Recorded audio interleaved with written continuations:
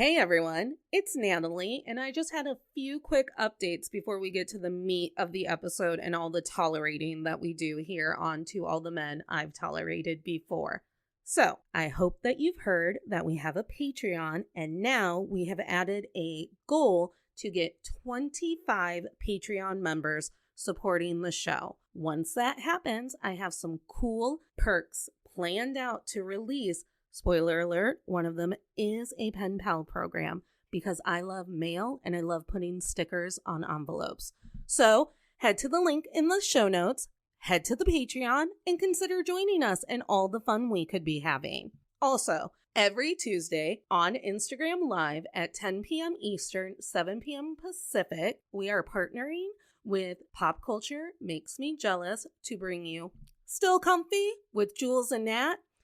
It's a show where we're looking at our comfort TV shows and movies to see if they still make us feel warm and gooey on the inside. So check it out.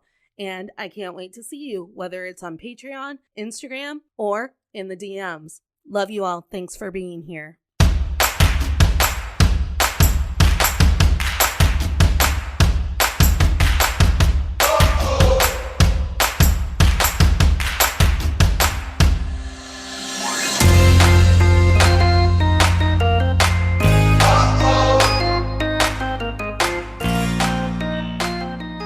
Tolerators, this is To All the Men I've Tolerated Before with Natalie Katona, the show where sometimes we get to talk about TV and whether or not it's trash and hurtful to women. I'm happy because you know our guest today. We know her. We love her. It's Annie Sieg. We've seen her painted butts on my wall. Hi, everybody. And we're going to talk about reality TV and how it makes us trash because we love it. I don't think it makes me trash. I think I am trash and it feeds me. Right. I am the trash and therefore it is my fuel. Yeah. Like when a raccoon goes through your dumpster, it's not becoming a worse animal. It was already a lover of trash and it's getting its delicious trash meal. That's what reality TV is for me. And you know what? Raccoons have a bad rap. Like, they have cute paws. Like, I understand that they're angry, but I think they're angry because we're always screaming at them. Okay, see, I'm going to immediately contradict you and say I think raccoons have too good of a rep because they're so cute, but they're little psychos. If they weren't so adorable, they got little bandit masks and tiny hands. If they weren't so adorable, we'd be like, these things are terrifying. No, I had a friend in high school who was terrified of a raccoon, and one of them did trap her in her car by just like making a perimeter. It's like the lamest remake of Cujo ever. It's just this raccoon that was trying to eat your old fried chicken, and you came home from work at the wrong time.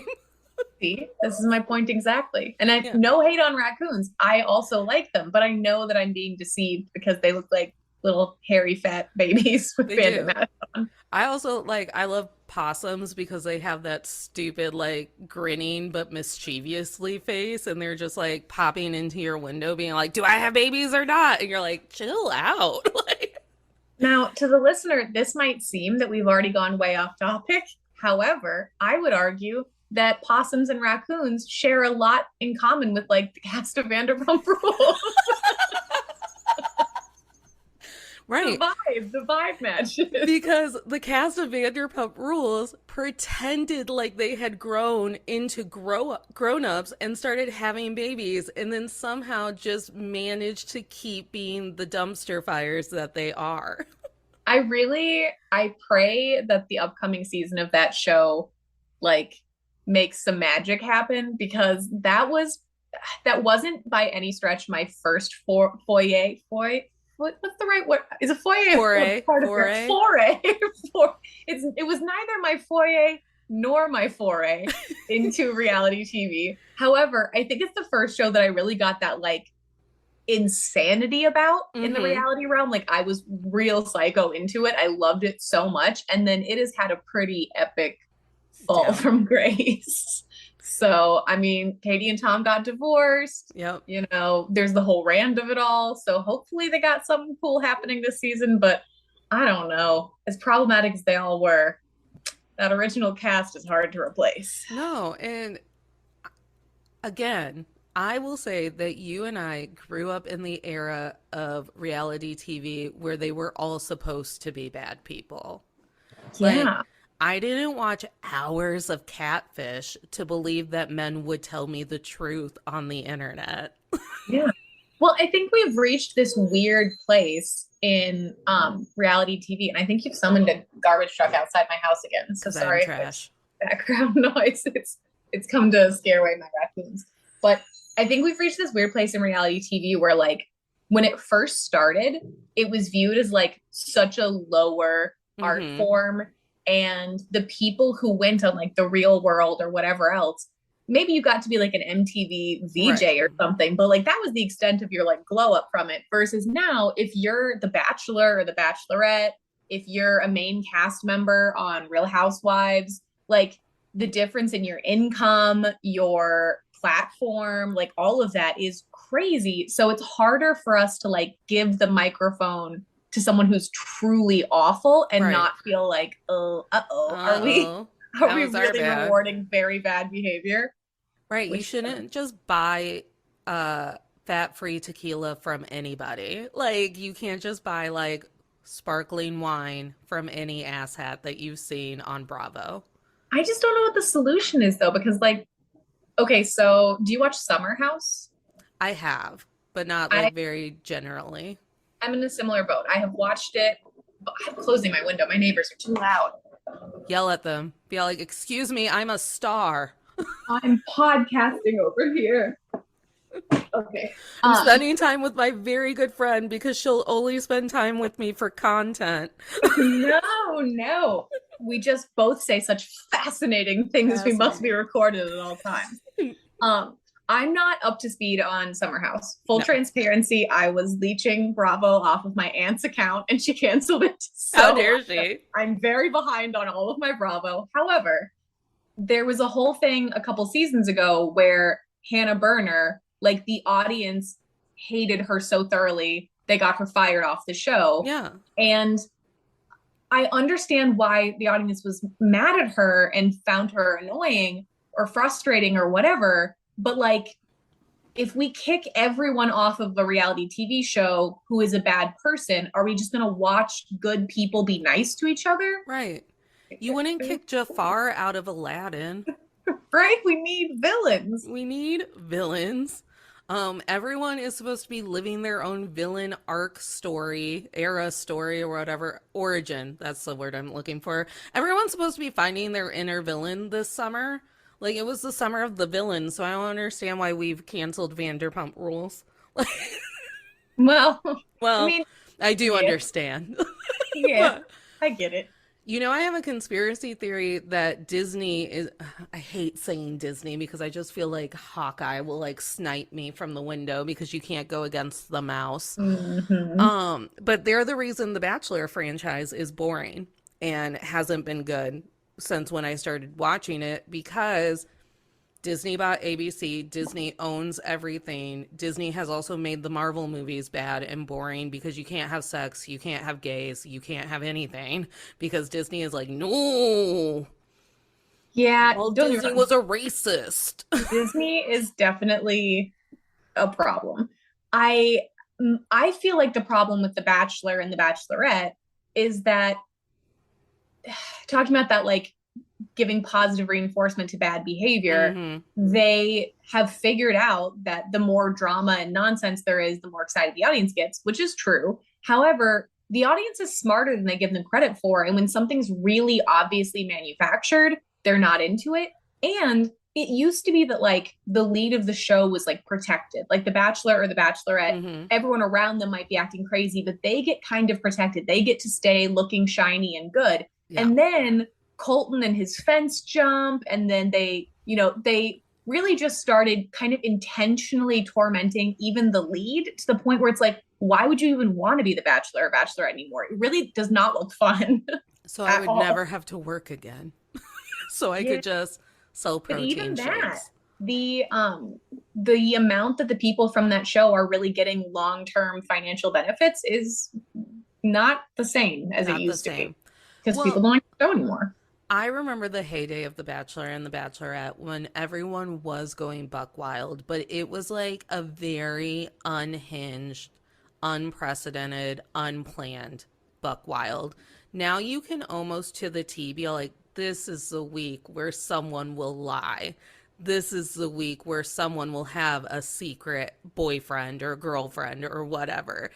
This is the week where someone will cry about their dead parent. And like you can just map it out because Disney will only let us have chaos on their terms so they can control it.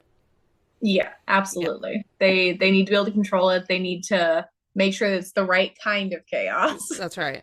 Yeah. A very privileged chaos, if you will. Which, like, I understand that to make good reality TV, that there's going to be some behind the camera witchcraft. Like, there's all of the very up close stalking of the Kardashians, where they'll be like, this was filmed way later, and you can tell by this person's nail polish or whatever. And I'm like, that doesn't bother me because they do it pretty convincingly most of the time. Sometimes they slip up, but most of the time, if you suspend your disbelief a little bit, they make it a continuous storyline, which just filming in life, that's not what you're normally going to get. And if you sometimes need to refilm a shot in order for us to understand what's happening, I'm not mad at it. But when it's something where like the entire confusion between contestants or an entire fight or something could have so easily been avoided if production hadn't intentionally made it happen, you can see it and it's not as fun. However, I would have fun being a producer on The Bachelor, Bachelorette, and honestly, this is my application where it's like, I know your game. I want so badly for you to become someone behind the scenes in reality TV because I think that's the next level of the gossip for me. Right now, I'm obsessed with like, you know, gossip about the like visible players in the front. Yeah. If I could get the behind the scenes gossip from you, oof, that's on a whole new level. If I could create my own spin-off tell-all scripted series on Lifetime, I loved Unreal. Please bring back 18 more seasons of Unreal. So I have a question for you. Please. Since this is a feminism focused podcast, do you feel that reality TV is particularly unfair and nasty to women specifically, or do you think that it just reflects society and society is nasty to women sometimes? So I think it reflects how nasty we are to women, but it's like at the microscope setting of 1,000 times what we should actually be looking at. So like Katie on The Bachelorette, when she was the like actual bachelorette and not trying to date boring Matt James. Like, all ABC clung to for her entire story arc was she used to make TikToks about vibrators. So they were like, sex fiend. They like called her the sex positive bachelorette. And every episode she had to remind people that women like to have sex too. And then it didn't even work in her favor because then the fan base, like, she almost became like an unreliable narrator, and they were like, women don't even like having sex that much, let alone vibrators on TikTok and this, that, and the other.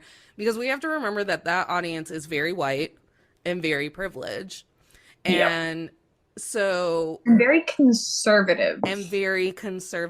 The Bachelor, Bachelorette Instagram comments are the place that I go to on my darkest days to be like, see, I knew the world was bad. I knew it. I also find it interesting that a lot of the worst players in the reality TV realm are the ones that like in their Instagram bio have like soldier of God, prayer emoji hands. So like Jax Taylor is always throwing like crosses and prayer hands up. And I'm like, you are literally Satan. Like He loves Brittany, and Brittany's mom loves God, so he has to love God too. Like the fact that you could be married to Jax, but you're like, you know what's not all right? A man kissing a man. It's like, hold on a second. But then have Lance Bass marry you? I'm like, this is upsetting. Yeah, it's almost as if they're mentally ill. I need Lance Bass to answer for this. Like, what? How much did they pay you, Lance? Like, Backstreet went back on a tour. You could have done that with everyone but Justin. See, I think Lance is just like one of us. I think Yeah. he's like a raccoon dumpster diver who happens to also be very famous and Yeah. wealthy because he's like besties with Lisa Vanderpump. He loves Elise Myers, who's a wonderful Mhm. person, but she is like Yeah. a TikTok influencer. I think Lance is just like he's it's the same thing as like Rihanna. Rihanna is always like letting info slip that she's super into the Real Housewives and her opinions about different things. And it's like we forget sometimes that some of these celebrities, they're still people They're and still they're still people. watching the same crappy TV. Only the difference is if you're Rihanna and you tweet like, oh my God, so and so is the worst, they're gonna see it and they're gonna feel a lot more about it than if They're I like, tweeted it. Rihanna hates me. Can you imagine Rihanna slamming you? I would set myself on fire. But so when it comes to like the women of reality TV, it's nothing new. We know that women aren't supposed to have sex. When Hannah Brown had sex in that Wait, windmill, we know that? We know we that know women that. aren't supposed to have sex? Oh, okay. We This is know. news to me, but I'll shut it down. I'll We've been stop. programmed. We've been programmed to know that we're not supposed to. When Hannah Brown had sex in that windmill, not once, not twice, but 4 times, with the most boring guy that season. I was like, Peter, you let Peter lay it down 4 times just because I you were in a believe that windmill? I believe that Pilot Pete lays solid pipe. I Do believe you? that. Do Yeah, I you? think that he is boring as a stick of butter, but I bet he's hung like a horse and very focused on your needs. That's the energy I get off Pilot Pete. He's eager to please and willing to do whatever. My sister unfortunately visited me at the peak of Hannah Brown season, and as we know, like Luke P was the devil in disguise. He wasn't even disguising it that much. So it was like Luke, that guy who's friends with Matt James, whose name I can't remember, Tyler Cameron or whatever, and then like Pilot P. And my sister went, okay. She's like, we've got 2 guys who literally just walked out of the Greek pantheon. And then there's da da da Pete. I was like, yes. Yeah, it's not fair to set anyone up next to Tyler Cameron Uh-uh. because that is, don't get me wrong, there's I'm sure plenty wrong there, but visually there's not a lot Visually, there's wrong not. there. There's not a lot It wrong was just, it was the with that. perfect, like, one of these things is not like the other. And then my sister texted me in a rage. She only watched those 2 hours that she was at my house, but managed to text me in a rage when boring Pilot Pete was the Bachelor. And she's like, are we going to watch an entire season of this? And I was like, yes. That's how I felt when Ari was the Bachelor. I was Twice. like, for who? For For who? why? For For why? for why? Although Ari being the Bachelor brought Becca Martinez into our Yes. lives, and she's like my forever crush. Like, Yes. ooh, We that love one. her. Yes. Well, and then, so I guess because Ari was like an old Bachelor, so I guess there's also the ageism aspect of reality TV.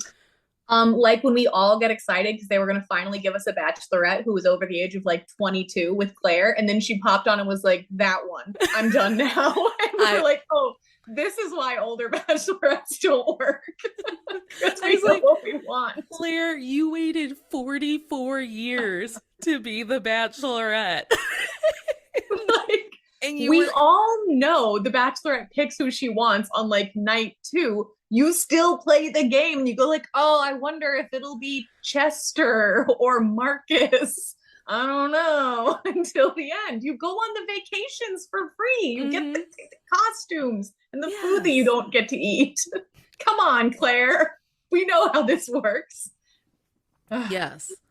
So, also another Bachelorette who got a bad rap, who is my favorite, but everyone tells me I'm wrong, is Caitlin Bristow. Dancing with Everyone tells you you're wrong. Everyone in Ohio tells me I'm wrong. Dancing with the Stars legend Caitlin Bristow was a sex feminist icon on The Bachelorette, and she did it without even trying. She was just like, I don't know. Why wouldn't I go down on Nick in a hot tub? We were there. And I'm like, you know what, Caitlin? You're right. You were there, and it presented itself. And that's why I'm on The Bachelorette, honestly. The world's greatest Bachelor podcast, Game of Roses, Mm-hmm. has an ongoing feud between the two hosts because one of them insists that Nick Viall is the greatest player of all time, and the other insists that Caitlin Bristow is the greatest player of all time. Yeah. And I understand how that debate rages. I can see points for either one, but at the end of the day, I've got to go Team Caitlin, not necessarily because I think that she, like, if you compare the stats, is better than Nick, but Nick is really annoying. He is. I used to be on board for the vibe because he was kind of snarky and smart compared to the average, person on there. But especially in his whole thing, he's been getting into like weird beef with Katie, and just For no reason. he's got like a 10-year-old girlfriend. I don't like it. I was so confused when Nick Viall managed to be the biggest villain of the Bachelor franchise, but then everyone's also like unsung hero. I was like, when did this happen? Nick Viall, like, truly represents for me like every mediocre man who like really thinks that they should be getting more than they are, but they're not even trying. They're just whining at you that you should be having hotter sex with them. Like, And I feel like he's always spouting out relationship advice that's like, ladies, if he doesn't respond to your text within 15 minutes, he hates you and thinks you're ugly. And it's like, this isn't advice. Like, you're just trolling everybody. What is this? what is this? So, yes.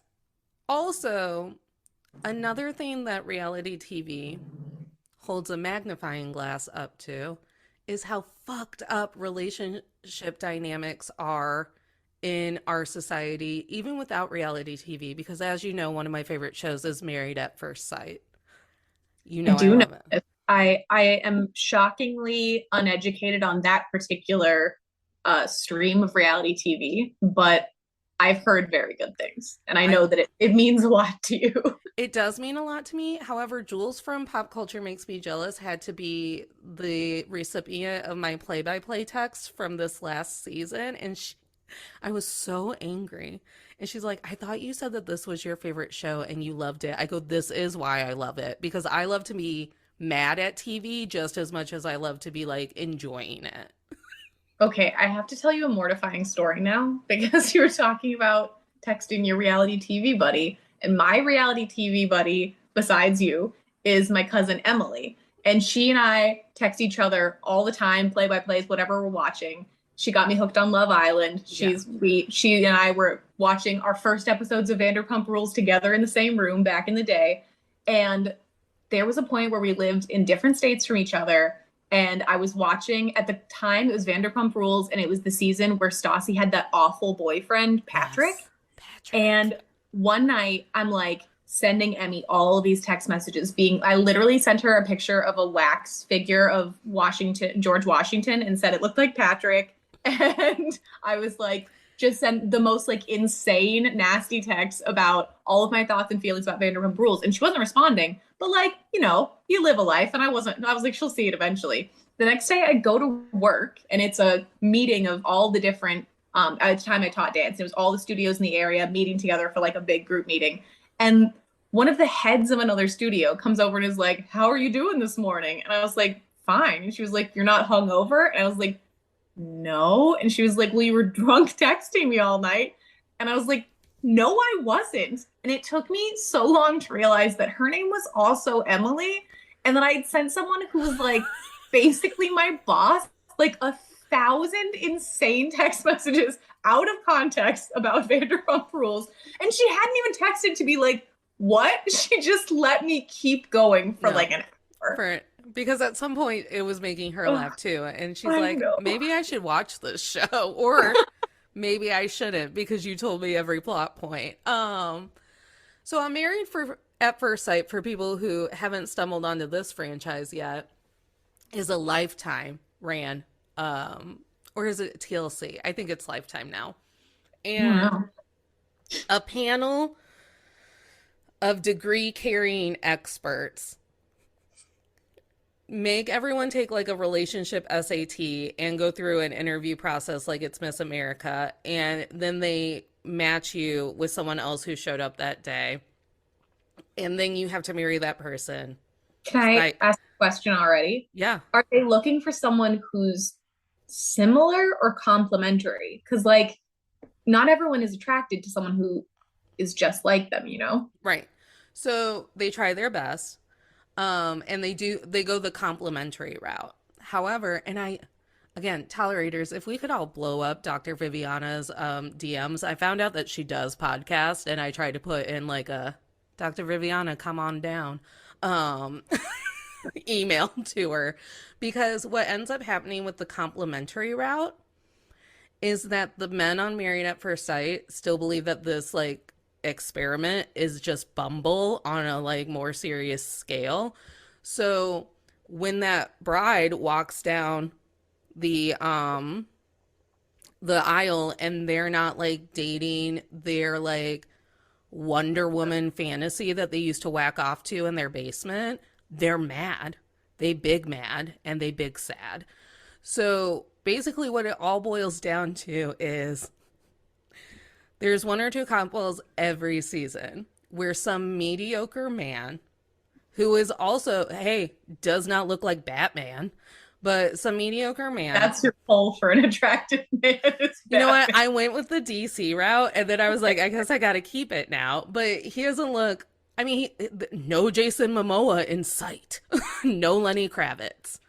I'm learning a lot about your taste. It's widespread and it knows no bounds. So anyways, some mediocre man is big mad because he got married to a lady that he didn't get hard for the moment that she walked down the aisle. So then he basically ignores his new wife for the entire honeymoon or whatever. Or in one case, the guy tried to like had sex with her the first night to like see if that would fix it and then got mad at her because they had sex. Okay, all right. Yeah. So the men are big mad, and then the women won't sleep with big mad because they're like, you're not even being nice to me. So then that makes big mad man even more sad because he's like, well, not only is she not Jennifer Lopez, but she's not even putting out. And you just watch them pout the entire time. And I went off this last season. I was like, this is exactly what is wrong with dating men, especially in the age of online dating, is if you do anything that makes them the big mad or the big sad and really makes their little fantasy of what a wifey or a girlfriend should be, they just like literally create stories about you in their head and they stop talking to you because they're just creating stories in their head. And then you're just sitting there like vibing, like just being like, so are we going to the movies tonight or whatever? And they're like, inner dialogue is like, oh my God, I can't believe she thinks I want to go to the movie with her. And I'm like, Married at First Sight is the biggest psychology like study we have of dating in America.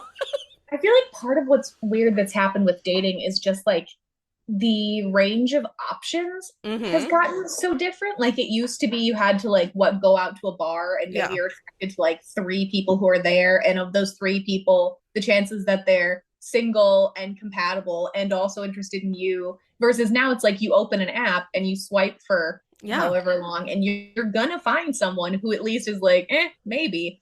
And I always think about that with romance-based reality TV, because the people who are going on in the beginning, starting off, have a pool of, I don't know, like any of us do, however many people on Tinder or Bumble or whatever would swipe yes.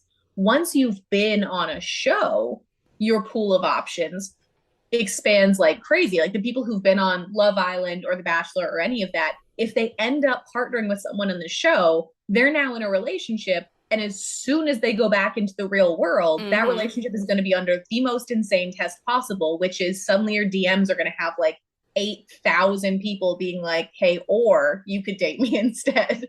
And that's got to be challenging. It does have to be challenging. The thing about it with like Married at First Sight is that none of these people become really famous.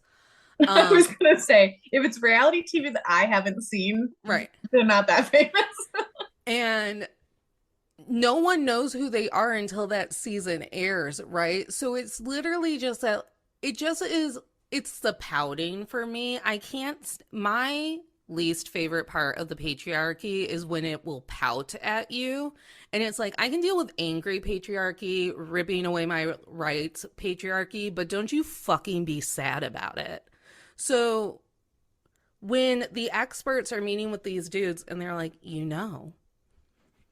sometimes if you talk to someone and develop a relationship with them, then you'll be, attracted to them. And they're like, no, friend zoned. And they're like, okay.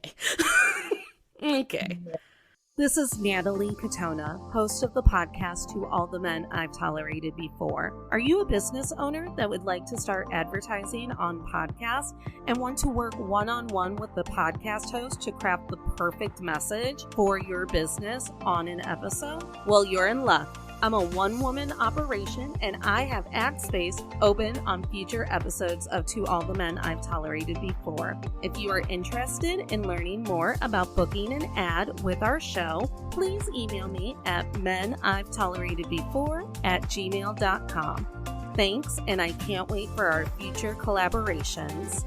I mean, it's tough because on the one hand, I think it's valid to want chemistry in your relationship. And I think that that's something you can't know until you're actually there in the room with that person, feeling out what the vibes are. Like, I don't know if you've ever had this. I'm sure you online date, so you probably have, where like you're messaging with someone and you're like, oh yeah, the vibe is there. And then you meet them and immediately you're like, oh no, it's not. It took 1 second to know that no. And it's not necessarily that you're going, they're not attractive enough for me. Right. There's just like an immediate ickification. Yeah. So I'm not trying to defend these men ever. Any men. I'm never trying to defend any men. But because let's take it to a train wreck that both you and I had to watch on Love is Blind season 2, where both of us had to watch. We were both forced. Forced to watch it, like the rest of America. And Vanessa Lachey had to yell at, what is that guy's name? Is it Shaq? What was that? Shake. Vanessa Lachey yelled at Vanessa Lachey yelled at him. It was the hottest part of the show. I was like, yell at him one more time. Vanessa. New kink unlocked. Oh my God. When she was like, I'm tired of listening to you talk. And I was like, we are all tired of listening to Shake talk. My mom defended the Shake point of view where he was like, every time I look at, is it DV? See, you can't quiz me on names. God, they're not going to stay I think it is. But Deep D. They are in there. Yeah. Every time I look at Deep D, I just see one of my aunties. And she's like, that's a thing, though. And I was like, is it a thing? She looks like Princess Jasmine. He's a short, maybe DJ. Like, he's mediocre at best.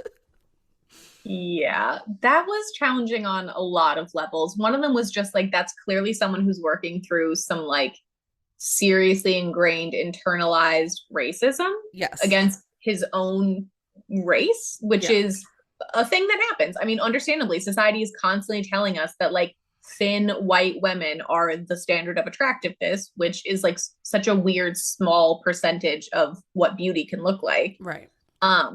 And it's insane when you look at Deep D, like you were saying, she's freaking stunning. She was so kind to him and gave him a chance, even though he was such a bag of garbage. The thing that I struggled with him that is another reflection of like where the patriarchy fucks us all, even straight cis men, is it has feminized the concept of communication, that like men don't talk about their feelings. And so in that season, there were so many opportunities where he would be saying to the camera all of these awful things about not feeling things were right. And I'm not saying he should have verbatim said that to her, but if he had said to her, hey, like, I can't quite shake this feeling and this is where I'm coming from and I really like you. And instead he would just act to her like everything was okay and then turn to the camera and be like, absolutely no attraction, don't want to bang her. And it's like, okay, well, maybe talk about it. Maybe talk about it. And good on whatever cast member the night before those weddings told her Yeah. exactly what he was. And I sometimes I'm think it like, was a producer. yeah, Yeah. sometimes I think it was a producer. And good on that producer, too, for being like, girl, I would like to show you exhibit A, B, and C as to why this guy is not marriageable. Honestly, yes, good on that producer, but I don't think it was. Producers are evil for the most part, Mm-hmm. as you will be when you become one. Yes. I don't think it was about from the kindness of their heart, they wanted what's best for Deepti. I think they knew that the audience would lose their fucking minds if this sweet, wonderful, beautiful woman got married to him and looked a fool. It's the same thing as like Fuckboy Island season one. They had this whole premise the show set up. And then when the awful guy is like, yes, I'm going to be awful, they were like, okay, just kidding. We can't let you do that. That's terrible. We're Right. donating the money to charity, even though we said that's not how it was going to go. Because the audience would be like, did I just invest in this entire season to watch the villain win? And Mm-hmm. that's the end? Like, Which, no. to be fair, was the premise of like Bachelor Pad. Do you remember Yeah. Bachelor Pad? It was Of so course, I remember fun. Bachelor It Bad. was so fun. I think it's on HBO. I think you can rewatch it. Well, Bachelor in Paradise is about to come back, although it's got stink all over it lately. It's been, I don't know. I Bachelor know. in Paradise has not been Well, doing. so talking about the behind the scenes people who know things and then know how this is going to play out and then look to the public, their technical audience and bread makers. Um, should we talk about the Chris Harrison of it all? Let's talk about the Chris Harrison of it all. Because I still fully understand where Chris Harrison was trying to go. And Uh-oh. I think ABC threw him under the bus so to distract. We're half on the same page. I think absolutely 1,000,000% ABC threw him under the bus and sacrificed him to the gods of Yes. cancellation.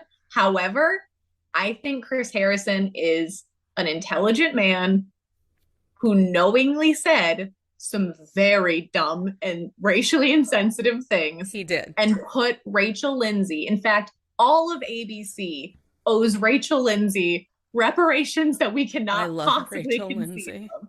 She is a queen. She has handled everything so elegantly. And the fact that they wheeled her out to try and put a band aid on that whole situation because Yeah. they were like, you are a Black woman, fix this problem for us. And then made her listen to Chris Harrison say idiotic things to her face on camera.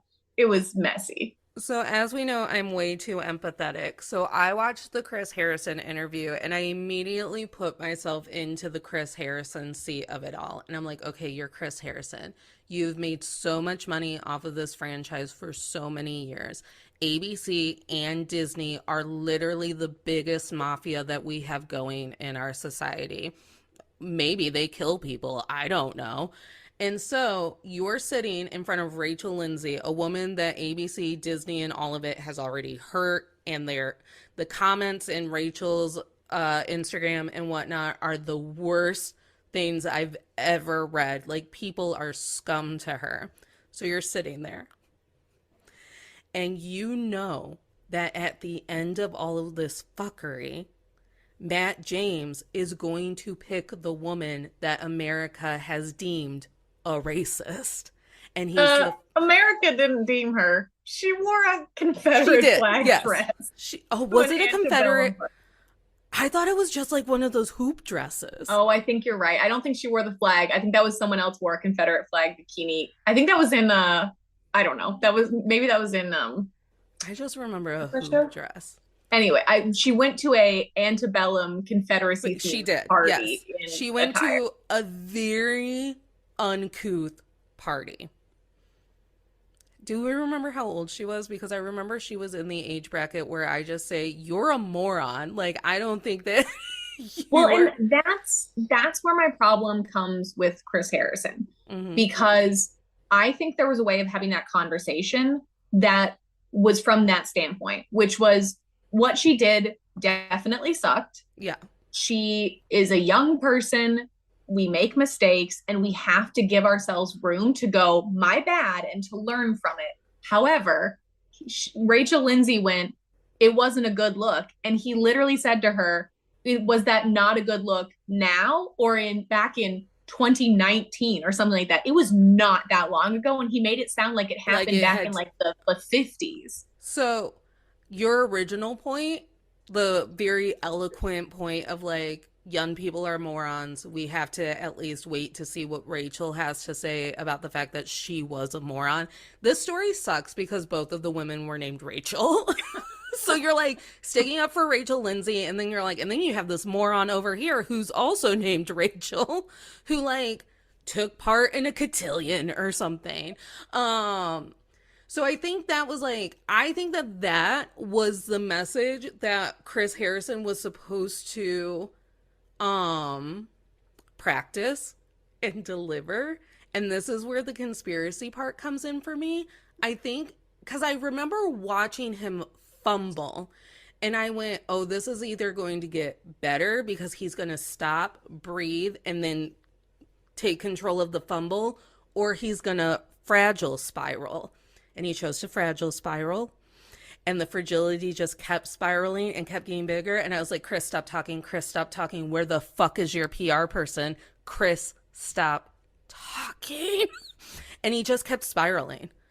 The part that's the weirdest about that entire conversation, that entire like PR clusterfuck, is that it was oddly kind of like meta in that the actual offense was Rachel Kirkconnell v.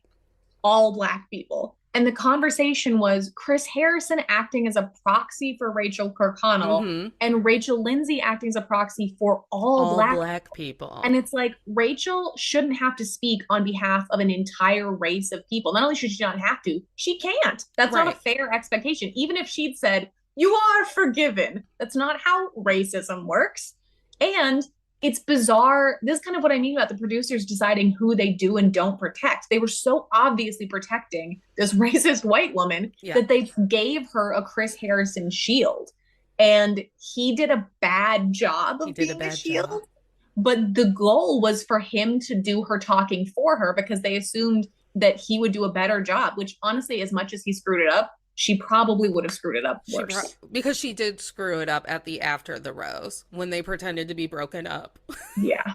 But here's the thing. Why not have her deliver a very thoughtfully written and thoroughly vetted speech to camera? Then it's her explaining there's no room for rebuttal. She can't screw up her words because you can pre-tape it and coach her through it instead of having someone else have a live conversation with a smart woman who's mad. Because that was also mind-boggling to me. And that's because when all of this happened, we didn't know that she was the winner. And then that's when I clocked, I go, holy fuck, she's going to win this whole season because they kept her hidden.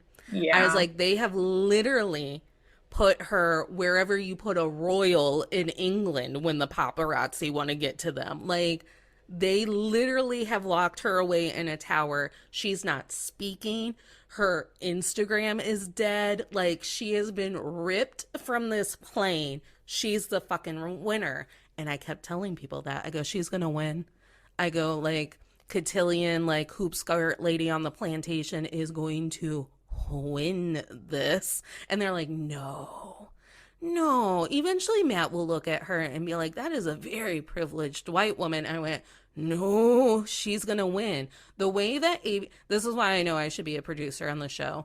The way that ABC threw Chris to the wolves and was like, I don't know, white man fragile this away and become a distraction. I also have a conspiracy theory that Claire and that other moron got back together, Dale, that Claire and Dale got back together to also try to distract, like they paid them to do that. I have so many conspiracies on how this all went down. I have a conspiracy check-in then. What do you think of the conspiracy theory that this is a shift. I apologize. This is a shift to a different show. That the Kim Kardashian Pete Davidson relationship was timed to distract from the Tristan Thompson Khloe additional baby, because that seems a little too planned even for them. They did break up the day the surrogate baby was born, and their relationship was about 9 months long. And I understood that we all believed that they were dating and we kept seeing them together. But I was like, I would watch coverage of the Kim Kardashian Pete Davidson relationship. By the way, seeing bodies, bodies, bodies tonight because I want to watch Pete Davidson be a fool in that movie. Like, I've heard it's very good. no shade to Pete Davidson. Like, get your bag, especially from the Kardashians. But I would watch the like coverage of their relationship and I'd be like, they don't look like two people who are fucking, let alone dating. Yeah, but I mean, I'm curious to see because I guess he's going to be on. I'm sure they'll edit him down since they're Mm-hmm. broken up, but he's going to be on the next season of Kardashians, which is coming, and I can't wait. I Kardashians don't trust me. I know there is a lot wrong there, but that is a real problematic fave for me. And I feel like maybe when I'm seeing them on the show, the chemistry will read differently. But I do agree. I liked them as a couple, but it always felt like Yes. something ain't right. Whereas Courtney and Travis Barker, for whatever reason, I look at them and I'm like, oh, they like real into it. Like how Angelina Jolie and Billy Bob Thornton were real into it, and we just all didn't understand their passion. It's also, if you're a Kardashian historian and you revisit the archives, there were such clear signs from her all along that that's what she wanted. There were episodes where it was her and Scott and her Mm-hmm. being like, why can't you be romantic? Why can't Yeah. there be PDA? Why can't it be like the Notebook? And him being like, haha, that's not how romance is. And then it can be. Mm-hmm. And I'm not talking trash on Scott, although there's plenty to talk trash about there because I'm someone who has difficulty being sincere in Yeah. romantic moments without being like, oh, that's not how love is. Love is not romantic. So I get it. Some of us are deeply broken, Yes. but she found what she actually wanted, which is someone who never doesn't have his tongue in Mm-hmm. her throat. But I think that there's some a little uh-oh there too, because he's someone who's talked about having addiction problems Mm-hmm. and their behavior has big addiction energy It that like does. he has just replaced substances with her. By the way, because I am technically a Barker archivist because I watched that Travis Barker and Chrissy Barker show Meet the Barkers on VH1 or MTV because I was MTV trash the entire time I was Oh, growing up. yeah, early Jersey Shore. Oh my Ooh. God. So, and I think what's interesting about the Kardashians, because you know I stick up for the Kardashians, is like they're trash, but they're trash for hire. Like at some point, I'm like, the Kardashians are trash because it keeps them on Instagram trending and it keeps them on E. And technically, we kind of have a hand in that because every time they were trash, we were like, give us one more season. We would like to watch the Kanye shit really hit the fan. Yeah, I don't know. I have had so many arguments. I feel like I'm constantly playing devil's advocate for Kardashians. Like my Mm-hmm. mom and I have the same conversation like once a month about the Kardashians, where she goes, she's famous for getting pissed on. And I go, no, she's famous because she took a situation that could have ended a lot of careers Mm-hmm. and with the power of her demonic mother was able to turn it into an endless empire that's going to keep her and her offspring wealthy for And eternity. her And people, siblings. yeah, and people are mad because sexuality was a big part of it. Yeah. And again, that doesn't justify some of the hugely racially insensitive moves that they've made. That doesn't justify the incredibly unhealthy dynamic that they have brought to body image in this Mm-hmm. country and probably globally. Like, there's a lot to not defend with them, but I also think that she specifically gets so much more hate than almost anyone in pop culture because she is an unapologetically sexual woman who is now in her 40s and Yeah. a mother, and she's not stopping also being a sexual icon. So then that brings me to another point, which I didn't know we would touch on today. When does your reality TV show just become the biggest role you've ever taken on? Ooh, this is a good segue with them because one of the big debates recently, and this is a little less recent now, and by the time the podcast comes out, it will probably be old news, but the whole thing where she was really vocal about losing a ton of weight to wear Marilyn Monroe's dress. Mm-hmm. And a lot of people were really mad about it and were like, that's such an unhealthy thing for like girls to think they can lose weight to fit in a specific prom dress, or to think that like that's okay or healthy or normal. She lost like 20 pounds in 2 weeks or something insane like that. But then a lot of people were like, okay, so when Christian Bale does it, we're all talking about how he's amazing. We should give him awards and he's, you know, this artist. Yeah. But when she does it, suddenly it's gross and it's bad and not okay. Or she even said on the most recent season at one point with the stuff with Kanye, she was like, he can say awful things about me on his songs. And everyone's like, Kanye's such an artist. We love him. We ride for him. And if I am even slightly critical of any of the horrible things he's done to me as a husband, everyone goes, oh, you're talking trash about a mentally ill man on your reality TV show, and they don't respect it. And it's like, is she an artist? No.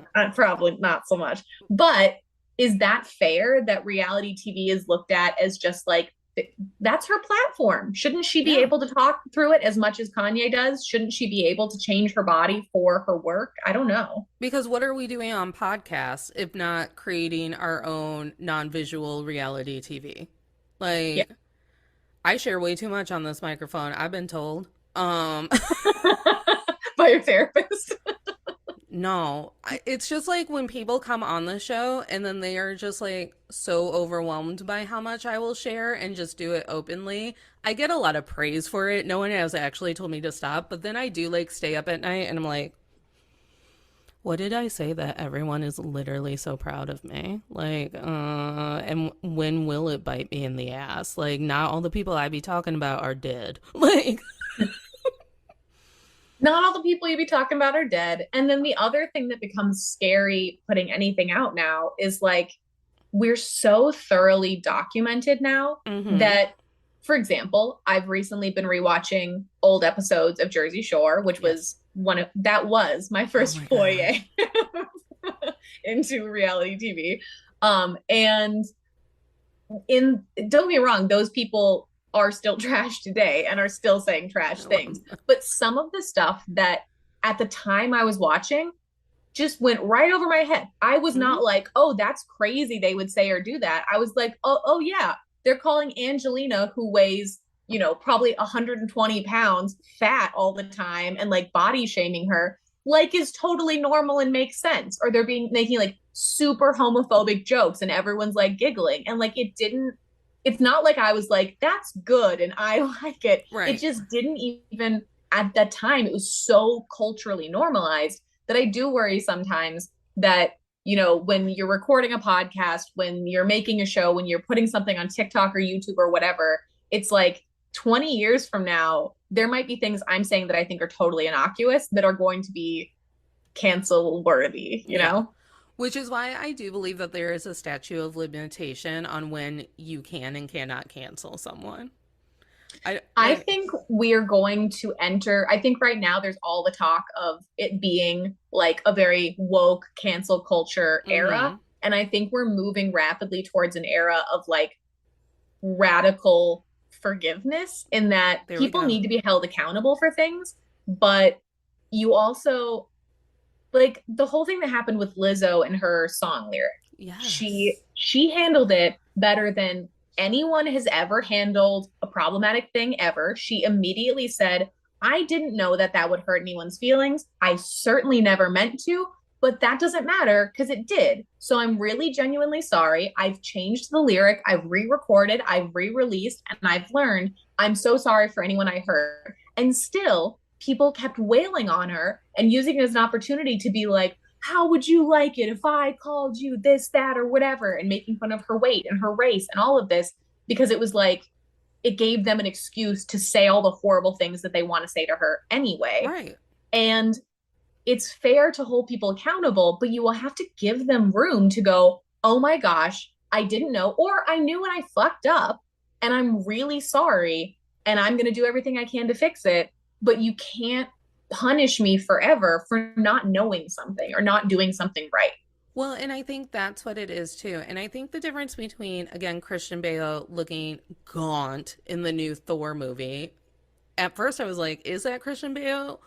Or is my head having a moment? Is it? Did he do it again? I was thinking of way back in the day he lost a lot of weight. That's No, like his shtick, I guess. he's the villain in the Thor movie, and I didn't know because I don't watch trailers a lot or look at IMDb. I like to still be surprised at the movies. So I went to the Thor movie and he's the villain and he is gaunt, like desert gaunt. And I'm like, damn, Christian. To the point where I thought that my head was trying to make a reality that wasn't actually true. Because I'm like, maybe that isn't him. You know, when like someone's facial structure is just Hmm. enough like a person's, where you're like dual realities. I think the difference between like, and again, it's the whole debate, which you'll love, about what constitutes art. Because I am a collage artist who used to not call myself a collage artist because I didn't think that anyone would value me tearing up paper, making new paper, and then making shapes with it. Well, and that's part of what becomes complicated in the conversation of how reality TV measures up against other forms of visual media. Because at the Mm-hmm. end of the day, everyone has different definitions of what art is and what the boundaries of art can be. And that's, you know, my go-to tends to be that everyone gets to kind of define for themselves if what they're making is art. And if you're a person that creates things and that's, how you express yourself or relax yourself or whatever, if you're an artist, if you say you're an artist, did you make some art? You're an artist, whatever that art is. But then you can turn around and say, okay, well, if Kim Kardashian says she's an artist, then why is it that that applies to your friend's pottery or collage or your painting, but it doesn't apply to what she's making? She's making a thing. And in fact, if you look at what they've done with that show, they have followed the lives of women going through truly insane and often traumatic experiences Mm-hmm. in gruesome detail. And like, say what you will about how much of that show is fake. You watched Courtney pull a baby out of herself. Yeah. You watched Chloe get the news that she had been cheated on as she was going into labor. Like, there are Mm-hmm. some things on there that happened. Mm-hmm. They just did. And it's hard, it feels silly to call them artists for what they've done, but I also could see how we might look back at this 10 years from now and say those are the greatest performance artists ever living. What are you Yeah. talking about? Yeah. I don't know. It's the same with stand up because I also feel like stand up and comedy in general becomes the like Mamma Mia of the entertainment world, where it's like, we talked about this on Still Comfy when we did Mamma Mia, that I get pissed off when people are like, ew, is Mamma Mia even a real musical? I'm like, is there music? Did Meryl Streep make you cry? Fuck off. Like, Yeah, and I think that there's so much gatekeeping mm-hmm. in the world of art, and I think it comes from wanting to control whose stories get to be told, who Yes. gets funding, who gets acclaim.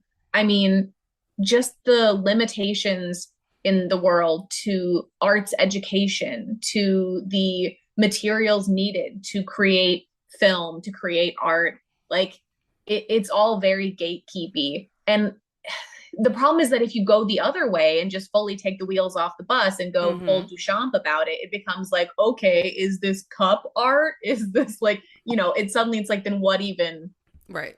is this? But I think also, especially with the Kardashians, and I mean, even like, because that Rachel girl was a young moron, and now she's dating a man, and the world doesn't understand it, and they gonna get married, and then Are we're they still, still together? mm-hmm. You know what? Maybe that's real love. Maybe that's real love. Maybe they had a conversation that would never happen on Married at First Sight. But I think besides art and art, what this definition being gate kept and what is valuable content, the ability to struggle and also have that struggle be valid, whether or not you did it home alone or on is also gate kept, because we have watched Kim Kardashian go through a lot of shit this year, and we all had a lot of opinions about it, on whether or not it was valid, on whether or not she could have her money just wipe this all away, whether or not Kanye was valid in the way that he was treating her. We had a lot of opinions. And I think it also becomes very dangerous when we start making rules on who has the right to struggle and who doesn't.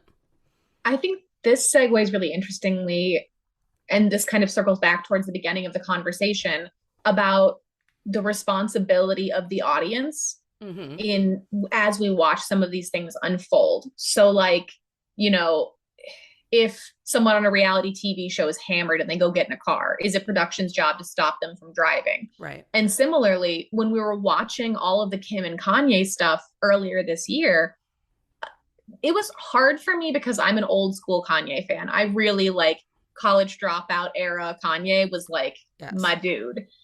But there was a period of time in this last year where I felt like the world was watching a man abuse his ex. He Mm-hmm. was threatening her new boyfriend in a public forum. Mm-hmm. He was using his fan base to, encourage people to yell things at them and potentially attack them. He was making threatening videos. He was a classic creepy stalker ex harassing his ex-wife, and clearly we all know has struggled with mental illness and has made not great decisions. And it felt weird to have this constant media coverage of it and people talking about if they were team Kanye or team Pete or if she was to blame or any of that, and to feel like there was the very real possibility that that whole situation could end in physical violence, could end in Yeah. someone really getting hurt, and certainly did end in her experiencing some real trauma that we all consumed but didn't feel the responsibility to intervene Right. in. But Well, then on the other hand, what are we supposed to do? All be calling the cops and saying, do a wellness check on Kanye West? Like, what options do we have? I mean, I remember publicly saying either stop looking at Kanye or someone get a handle on this and get him to a doctor or admitted or something. Because with the Kim and Kanye thing, it was Trevor Noah who was like, hey, this could end up with him murdering her, just so Yeah. everyone's aware. Well, and it doesn't matter if you like her or not. It doesn't Right. matter if you approve of her brand or not. She is a person who we Mm-hmm. are watching be in danger. And I feel like there's a name for it. I don't remember what the name is, but there's this effect that has been proven where the larger a crowd is around something bad happening, the less likely anyone is to help because they all think someone else is going to. So Right. like there are stories about people being attacked like in the middle of the street in New York City or in Tokyo or wherever, where people just watch it happen because all of them assume someone else called the cops. All of them assume someone else is going to fix it, versus if it's just you seeing one other person get attacked, you're Mm-hmm. like, if I don't do something, no one will, and you're more likely to step in. And I feel like reality TV is like that on this massive scale where the entire world is watching something happen and everyone's going, well, if we're all watching it, surely someone is taking care of it. But they're not. No one's taking Mm-mm. care of it. We're all just watching something horrible happen. And we're at the stage where we can't pretend that there aren't massive consequences for that when a reality star is still actively trying to destroy democracy in this country. We can't pretend like it's like, oh, but it's just reality TV, so who matters? They're still real people who Mm-hmm. have been given real power and money and platform. And what they're going through, what their mental health is, what they do and don't have control over affects the rest of us because we've plucked someone from whatever obscurity they existed in originally. I guess Trump was never particularly obscure, but you know what I mean. Yeah. We've given someone more and more power and attention and money and opportunity, and we can't just hope that they make good decisions, you Right. know? So I continue to watch reality TV because it's a really big highlight for what our culture actually believes.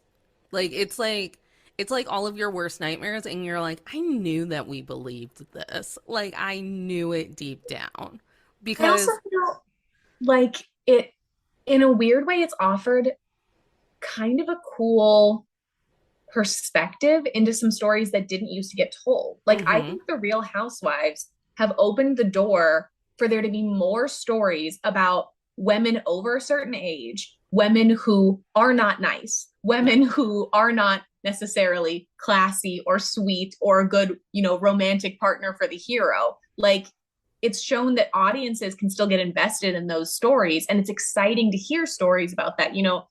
10 years ago, 15 years ago, you really didn't see 50-year-old women on your screen unless they were someone's mom Right. and they were a background character.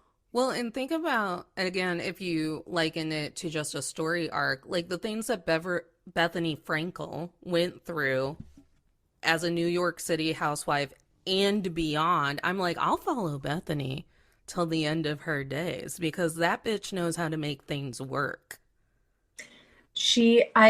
I apparently won't follow her to the end of days because I did not follow her to her HBO show.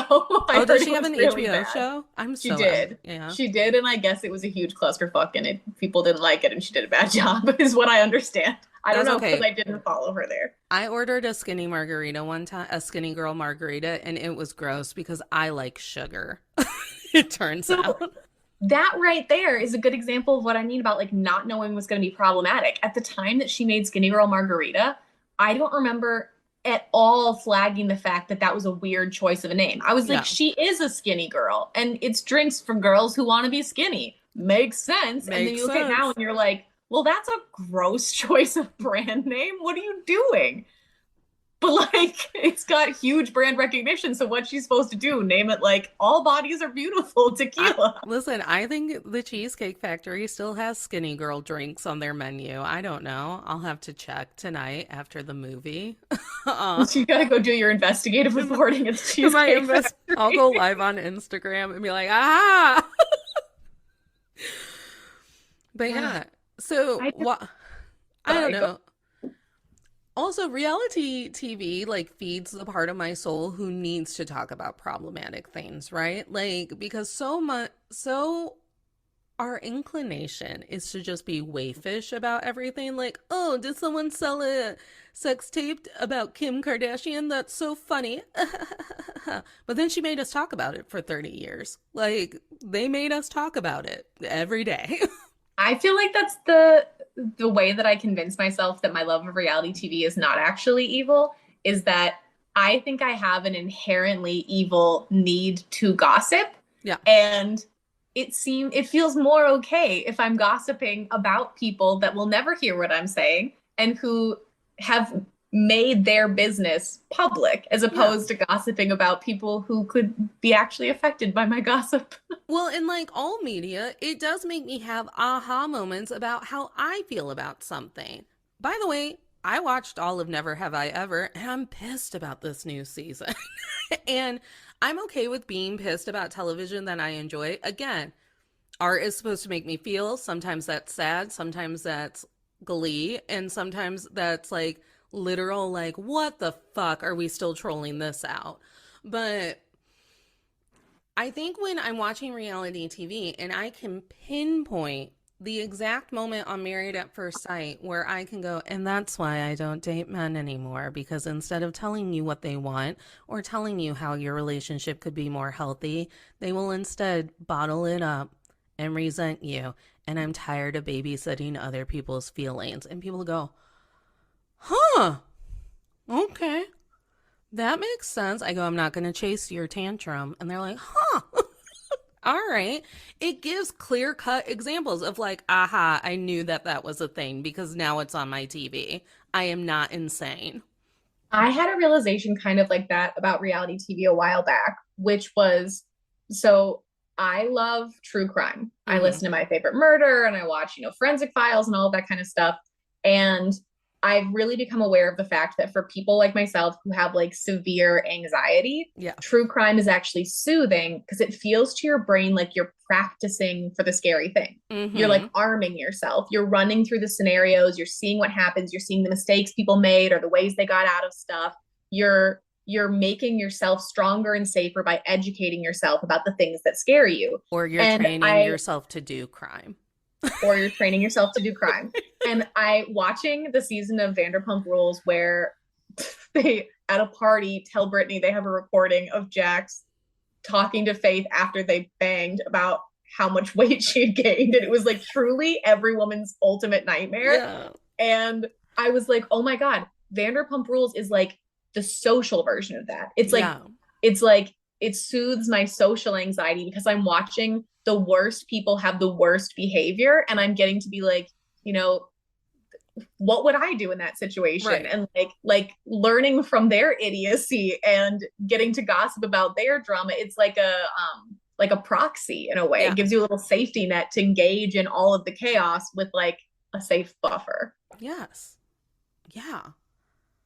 Are we ready to wrap up, or did you have other points? Because I know we're usually very passionate about reality TV. I literally could talk about this for 800 more years. Yeah. So I think it's safe for us to wrap up. But I will say, if anyone out there in the audience is interested, I will be a returning correspondent anytime. We could do, emergency episodes next time Tristan Thompson cheats on Chloe. Call me up. I'll hop on.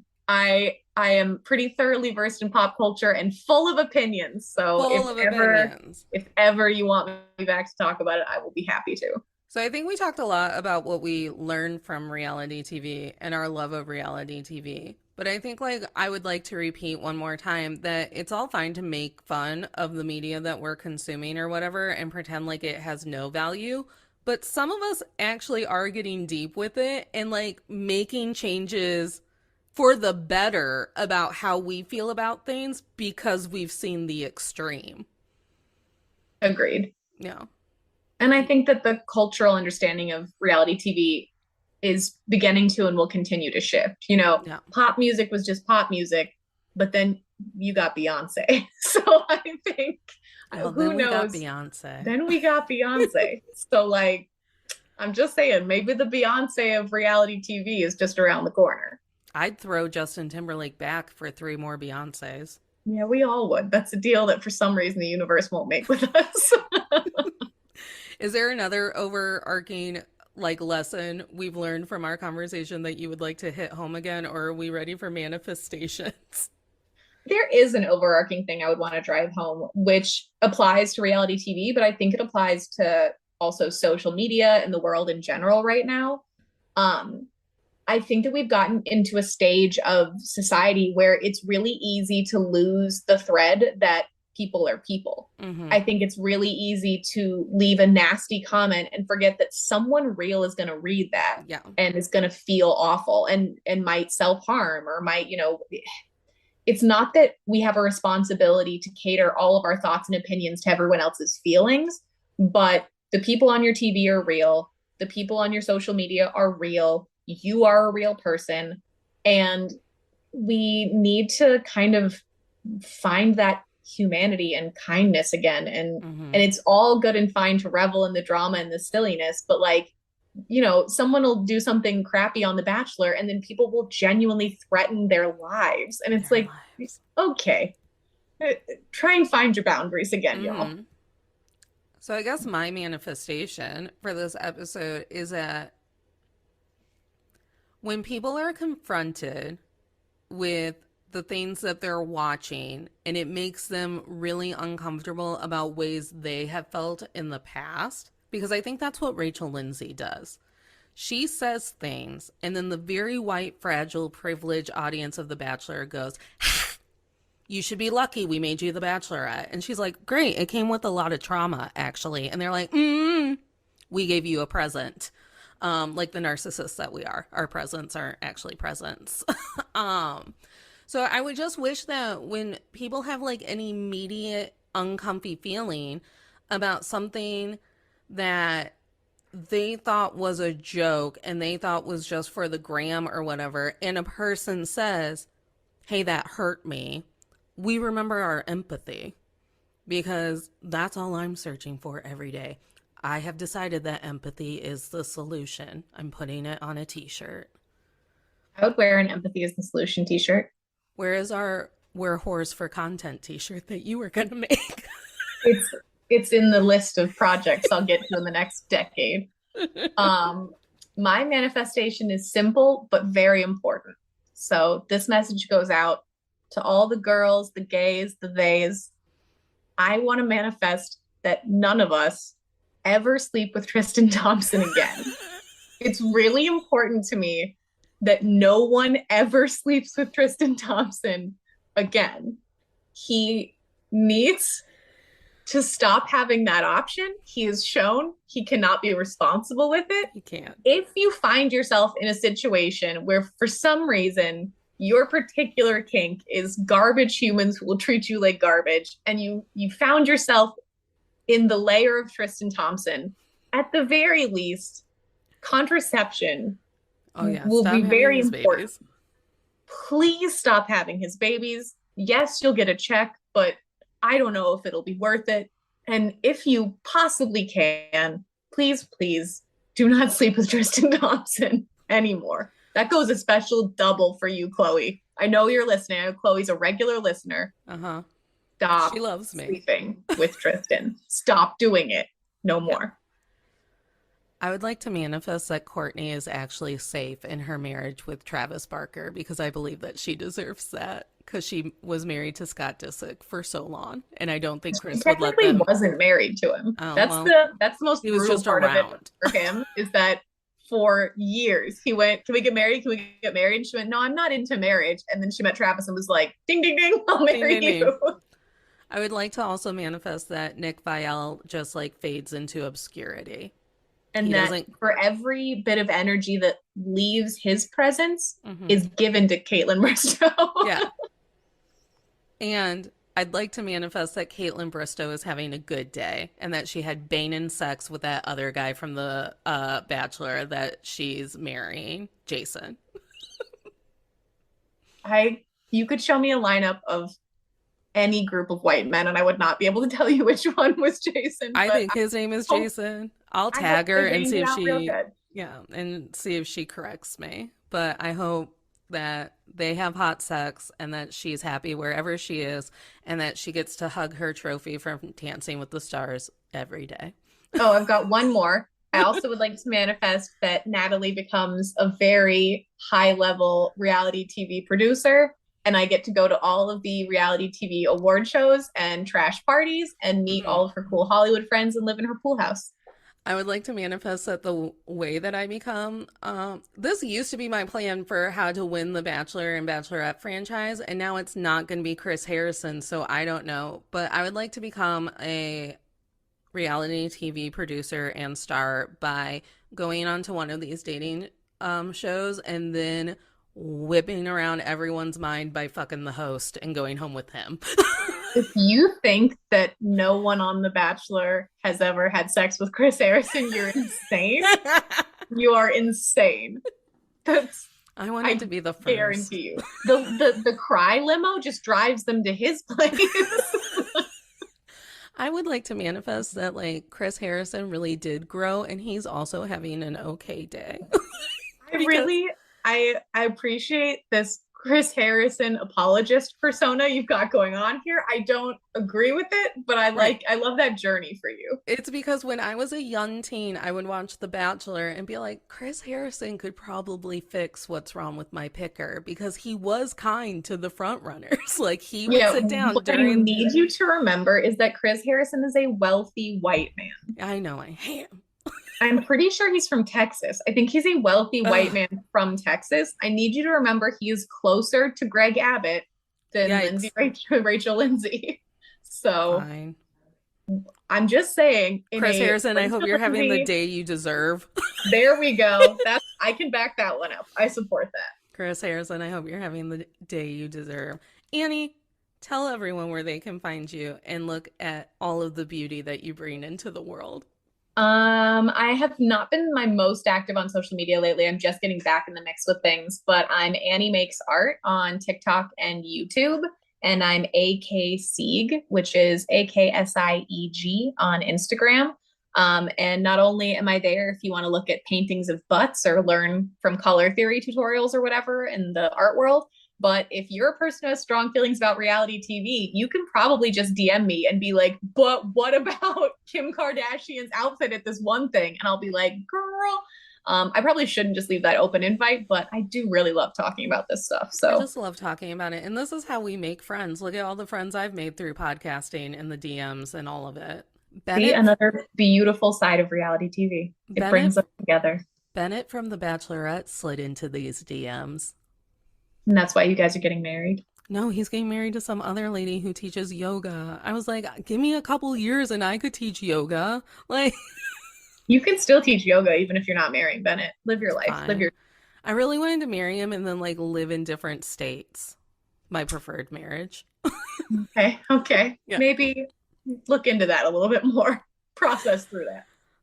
But tolerators, you know the deal. We have t-shirts now and I design more every day, so that's fun. And we have a Patreon, we have an Instagram at Men I've Tolerated Pod. We go live on Instagram on Tuesdays with Jules from Pop Culture Makes Me Jealous to do Still Comfy, where we talk about all of the television or movies we watched when we were younger and whether or not they still hold up by our standards today. And so on Tuesdays, that's on Instagram, and on every other Monday, it's on YouTube. The YouTube. Or every Monday, it's on YouTube. It's every other Monday because we split the channel. So some Mondays it's on mine, some Mondays it's on theirs. But remember, tolerators, you don't have to smile through anything you're tolerating, including when you're at the bar explaining to people why Married at First Sight is the clear-cut reason that you've built your entire identity around not wanting to marry or live with a partner, and people look at you odd. Reality TV is valid, and so are you. Smiles are for joy.